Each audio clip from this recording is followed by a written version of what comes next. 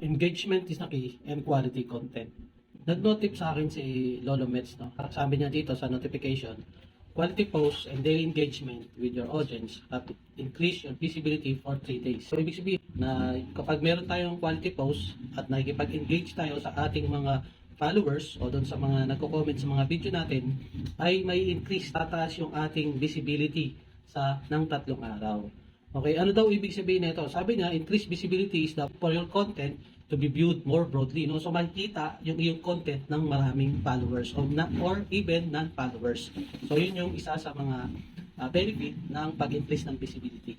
And then pangalawa, sabi niya rito, increased visibility is given to those who consistently post high quality content and engage with their audience. So, ibig sabihin, kapag palagi tayong nagpo-post ng quality content at nagkakaroon tayo ng engagement sa ating mga followers and non-followers, ay bibigyan tayo ng mataas na visibility ni Lolo Mets, no?